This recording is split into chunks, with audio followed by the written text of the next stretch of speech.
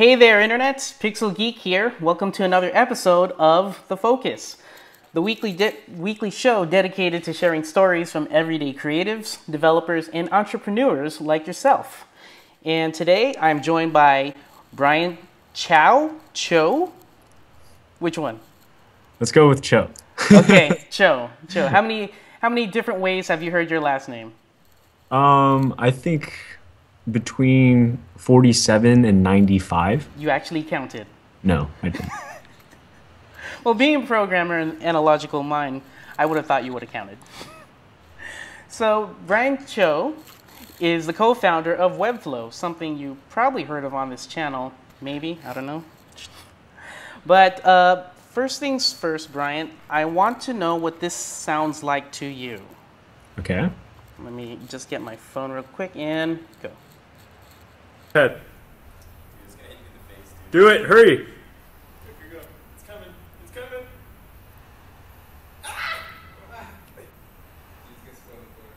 I have no idea. Oh shit, that came... Out of context, what do you think it is? Okay, well, it seems like you may have dug up some treasures from years past. I'm guessing that's one of my very manly shrieks from when I tried to build a potato gun, and the potato gun malfunctioned in a spectacular manner. Close. I was trying to find something more relevant to this, but hey, now we know how you scream. That was actually from your Instagram profile, where 10 months ago, you guys first got the office that you're sitting in. Ah! And so you were christening it, and when Love I it. first saw that video, I was like, if I just close my eyes, this just sounds kind of wrong. Well, So- I wouldn't recommend you watch that video with your eyes closed then. Okay. All right. Well, congratulations again to the office, to Webflow, the team, and yeah. Yeah, All right. thank you. For your story, I like to hear stories about how people got to where they are, you know, even if it's at the very lowest point of their career or the very high. You started here in San Diego, my hometown, at UCSD. Yep. And then you rose up through the ranks of software engineer, QA, and then quickly became a CTO of Vungle, and now you're at Webflow. So how did you rise up so quickly? Well, it all started pretty young. I mean, from a very young age, I was always messing around with computers or, you know, different things like woodworking, metalworking. But computers was probably one of the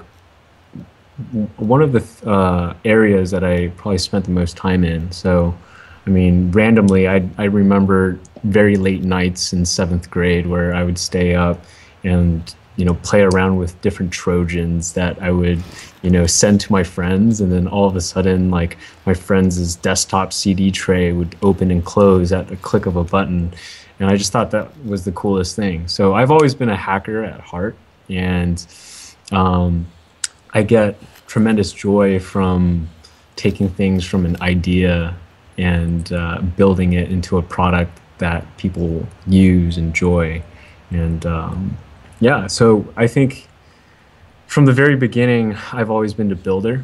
So when I went to school, I wanted to study some engineering field. So I studied computer engineering. And, you know, after I graduated, went over to Intuit, where I actually met the other Webflow co-founder, Vlad. And at Intuit, we worked on a lot of different projects together. And I then, you know, took I took a super random career detour and decided to join 2 British entrepreneurs to start Vungle. So Vungle was fun, but I think I did it because of the excitement and the allure of, you know, joining a very, very early stage startup. And it was great. It was a great experience. Vungle took off, and there's a lot of people working there now, a lot of people using the product that I built. So that's a tremendous sort of joy. And Webflow was one of those opportunities where, I had the opportunity to work with Vlad again and, really work on a product that I thought could change the world. With Vungle, sure, video advertising could be exciting to some people. But after a while, I really wanted to go back to my roots, which is building a product that people are using to accomplish things. So Webflow is sort of the manifestation of that particular vision. So that brings us to here today. So sometime while you're at Vungle, you kind of had that tug in your heart between being a creative programmer to a creative marketer, right? Yeah, I guess you could say that. So, I've always enjoyed working with developers. I've always enjoyed working with a product that developers use. And that was very much what Vungle was. We were building SDKs that mobile gaming developers would use and install into their apps so that they could monetize their applications or games. So I guess the transition really was that I wanted to service a much larger contingent of people that I thought were tremendously underserved, and that being the web designer. So the web designer, in my opinion, has been using these tools that have been around since the dark ages of the internet. They're using programming languages like PHP, which have so many security holes and are difficult to learn. And they're using old technology like WordPress that's very burdensome and also created almost a decade ago. So I saw that there was, a pretty big opportunity to capitalize on the recent technological advancements that's been made in the internet, and decided to, work with Vlad on solving that problem. Oh, nice, nice. So it really feels like you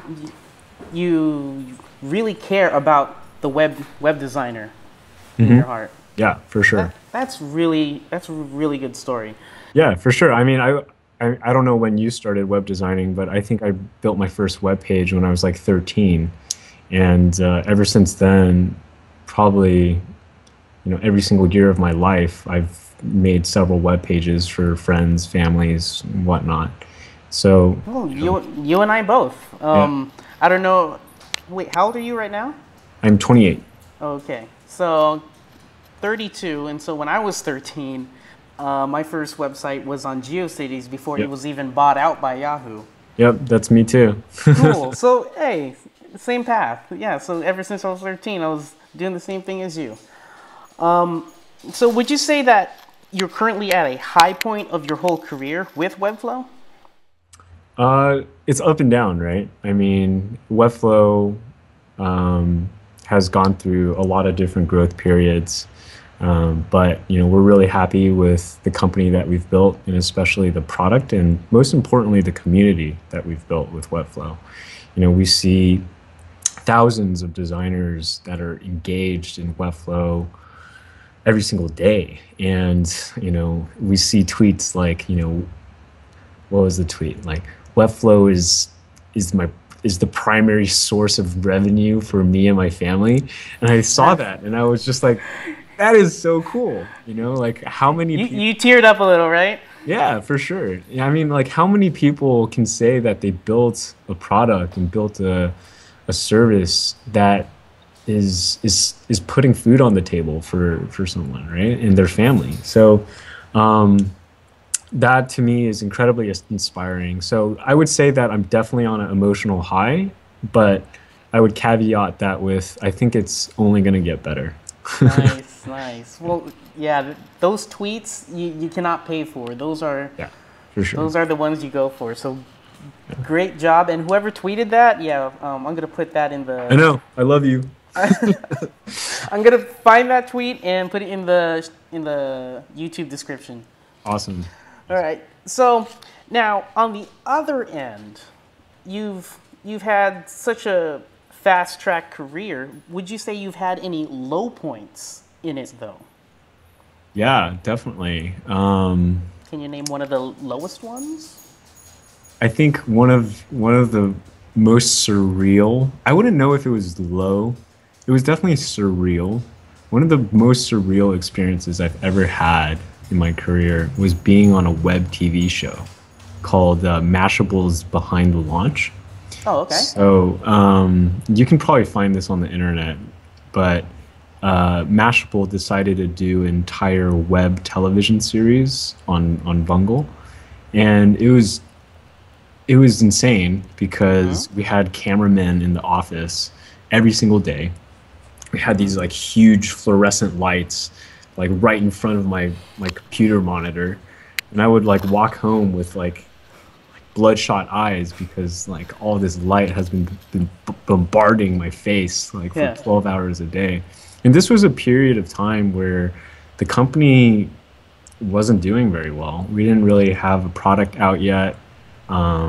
People were coming and going, and there was a lot of contentious sort of moments. So I just thought, looking back and seeing that part of my career, probably one of the most surreal parts of my career, being documented on film, that was probably very interesting. Looking back. Man. Hmm. So, how did you push through that? Like, Yeah. you're working at a place that it seems like it was fun for a certain amount of time, and then after that it just started to go in a different direction to where your heart wanted to be. How did you push through? For sure. Well, I've always had the mentality that if I'm going to do something, I'm going to put my 100% into it. I'm going to make sure that this is going to be my best effort and that I'm going to have no regrets, essentially. So, during that time, I knew that there was going to be a light at the end of the tunnel. So I knew that the harder I pushed to reach the next milestone or hire this next employee or whatever the milestone was, that it was going to be worth it. There's definitely a lot of times when a young company is evolving that people feel like they're running around with their heads cut off. But that's when you have to rely on your experience and, wounds of past to kind of strengthen you, to push you through whatever hard times you've been with. And I'm going to say this right now to the entire internet, like starting a startup is really difficult. There's a lot of things that you're not going to anticipate. There's a lot of relationships that you are going to have to test, not just between you, your business partners, your employees, but within your family, your friends. Relationships are strained, and you're going to push yourself to the limit, getting your startup to a place where it needs to be. So, it's, you counter that with how fun it is. You counter that with, the dynamic nature of work. Like, I don't know if I'd be able to go back to my cube and, work on the same thing every day. So it's the risk reward, right? Yeah, yeah. And so I guess with people with significant others, it's, for me personally, yeah, it's kind of tough because you have to balance out relationships with your relationship with your work, your passion, Right. right? And so I guess we all have that problem. For sure. We're doing that. And so I guess you probably found someone to help you through that. Yeah, definitely. I mean, my girlfriend Rachel is incredibly supportive of me and what I want to do with my career. And yeah, without her, it would have been a much harder road. Cool. What's one of your end goals for your career? I know you're very young still, Yeah. and probably you're not looking that far down the road. But say you're gonna retire, and you know what? You're gonna put the keyboard down. Yep. What is Bryant going to do after he puts down the keyboard? I'm gonna buy an island Wow. No. Hey, I would have believed you. I don't know. I think ever since I was a little boy, after reading like Lord of the Flies, I've always wanted to have my own island and be savage. And so You're literally gonna leave all the technology behind. yeah, for sure. Well, that's No, that's cool. I have a lot of weird things that I want to do with my life. I mean, one of my ambitions is to get my commercial helicopter license, so I could fly helicopters for a What's living. weird about that? I, you know, I think, to be serious, my primary motivation is to make something people want and to impact the world in a positive way, so that when I'm older, I can look back and say, hey, like, I had no regrets in my 20s. Like, I did every single thing my heart told me to do, and looking back, I have no regrets at all. So, you know, the risks I took, the decisions I've made with my career, no regrets, right? You have to look forward and really believe in your personal dreams and goals and ambitions, so that, you know, when you're older, or, you know, when you're tired, you can draw from that inspiration. So for those dreaming to one day create their own company with their own awesome idea, what advice would you give to them? Yeah, definitely. I think, first of all, it's really fun to start your own company, right? You have a lot of freedom. You don't have to report to your own boss. You can go into work whenever you want. But I think it's very important, first of all, to ask yourself if this is the right problem I want to solve, and be really real to yourself about how your life is going to change. You know, for example, you know, I have a friend that works behind a desk, and he's like, I would love to start a restaurant. Well, I go to him and I'm like, hey, do you actually know what it takes to start a restaurant? Do you know how many hours you're going to work? Do you know how much capital it requires to get off the ground? And, you know, he's like, yeah, I'm going to do it. But, you know, he's like, hey, you know, you can have a lot of fun doing that, but I want to warn you about X, Y, and Z. So I think everyone giving themselves a little gut check first and figuring out that, you know, A, is this what I want to do every single day? That's a good start. What else? I would also sort of recommend people really do a good amount of research into, you know, what it takes to start your own business, incorporating your business the right way, you know, actually understand the difference between an S Corp, a C Corp, an LLC. And if you're going to go into a business with friends or family, you know, be prepared to, you know, have those relationships strained, because it's not a very easy thing to do, regardless of how close your relationship may seem. Did Webflow affect any of your personal relationships through this whole journey? Oh, I just can't stand Sergi. That's not... Really? No. I love all of them like brothers. I think the team that we have is probably the best team I've ever worked on.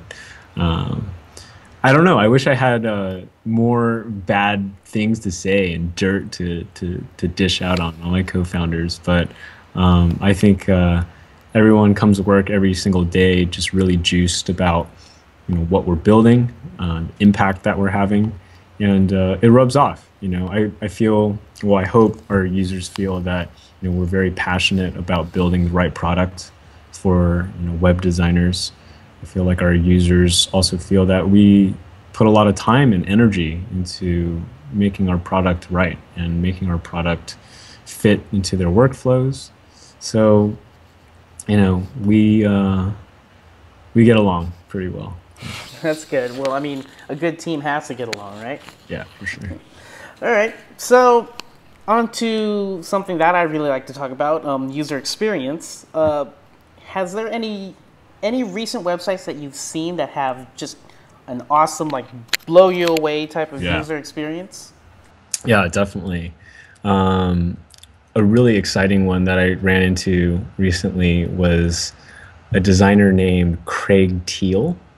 Um, he made an amazing portfolio website in Webflow that I'm trying to dig up right now. Oh, it's okay. I got it up. It's the guy with the tiger. Yeah, yeah. Or yeah. Oh, the So that puma. one's Puma. that one is rad. I love that one. And all the ones in our gallery too. Like, here's the thing. I think our gallery is only representative of 1% of all the amazing sites that people have built in Webflow, which is awesome. And I'm really happy that so many different people have built amazing things. One particular designer in particular is Josh Overton. He made overtongraphics.com, which is his own portfolio page. He's just got a great eye, and the way he can build a form in Webflow is just, I don't know, it's kind of sexy actually. So Forms are sexy, ladies and gentlemen. That's how you get to Bryant. Okay, ladies. gotta have a sexy form. Oh yeah. Ladies, build a website on Webflow, make the form sexy, and Bryant will be calling you. You got my numbers. Here's another one. Unfortunately, yeah, go ahead. Oh, okay. Well, only ask for one, but okay, one more. I'll give you one more. Well, this one was really interesting because this one made the front page of TechCrunch. It's justleak.it, but unfortunately, that one got shut down, so I can't really talk about it much. But it was an incredible story of a designer named Laurent, and he essentially made a Webflow site that integrated with MailChimp that let you send anonymous emails. And I was like, wow, that is so cool. There's no back end. You built this landing page and this entire site that was functional in less than 12 hours. And I was like, that got on the front page of TechCrunch, So I think that just speaks to, where the web is today, right? Like, people are making incredible things super fast, and with the right amount of marketing, it can just take off. A lot of people that I talk to online, they get scared of new technologies like Webflow, and then people get scared and say, is this the replacement of developers, of coders, or does this replace the web designer business? And what would you say to people like that who just, look at Webflow as something to replace workers? Programmers. So I don't think we'll ever replace coders. Like, coders are special because they can turn an idea and make it happen, right? But where Webflow comes in is we're making it easier. We're making for the people that don't need to code, and we're empowering them with the same exact tools that coders have to build content for the web. So when people have that fear, I'm not too sure where that fear comes from, like whether it's from another prior experience. But I think one analogy that I could use is this. So for probably like 25 years ago, before popular modern day programming languages came around, people were essentially using punch cards to program machines, right? But then all of a sudden, people made programming languages. So now they're kind of more intelligently and more elegantly instructing the computer to do the exact same thing. And where I see Webflow is it's exactly the same sort of technology progression.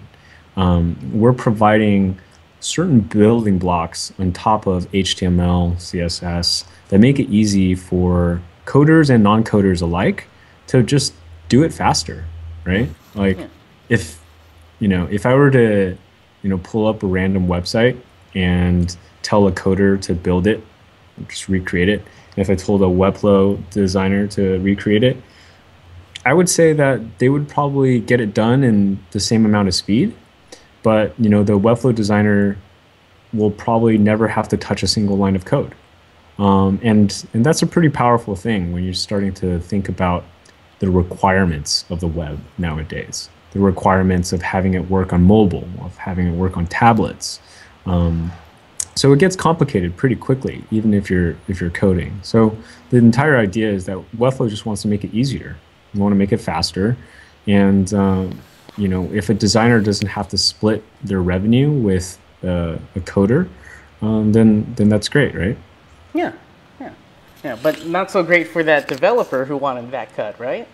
Yeah, for sure. But I think the developers that will never have their jobs feared or fear for their jobs are the ones that are doing really transformational things, that are pushing the boundaries of technology. Like, we're not going to build a WYSIWYG for machine learning or artificial intelligence just yet. No, but that's on the roadmap, right? Oh yeah, for sure. Look out for it in 2017, maybe. Webflow driverless car programming. There you go. All right. Well, you're that close to Google's headquarters. Yeah. So where can people find more information about you? Good question. So my main website, my personal website, Bryant with 2Rs.com, is under construction, and is for good reason. It's because we're building certain Webflow features that is going to make my personal website a little more exciting. But that's my main website there. You could also reach me at bryant@webflow.com. Pretty simple. Okay, cool. And before we end this, anything else you would like to promote before we end besides Webflow? We said that word about, like, I don't know, at least 20 times. Yeah, there's quite a bit. I think there's a lot of really interesting things that are coming out on the internet. I just ran across this interesting company. Where is it? It's called eager.io. And it's apparently a web marketplace, or a marketplace for websites, where you can add different apps to your site without coding anything. And I thought that that's a really interesting sort of product for a lot of webmasters that are out there.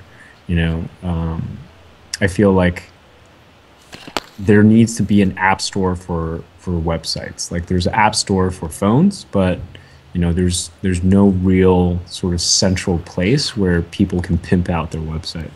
So I thought that was a pretty cool product that I ran across recently. All right. So thank you again for your time, Bryant. Really inspirational talking to you and learning from your journey, from the ups and downs. And again, congratulations on Webflow and how far it has gotten over, what, a year? Yeah. We celebrated our birthday like a couple weeks ago. Cool. Yeah, congratulations on that. And we'll be hearing from you maybe next time in another episode, maybe in 1 year or something, just to check up on Webflow. Yeah? Yeah, we'd love that. I would love to come back. All right, thanks. All right. Cool. Thank you.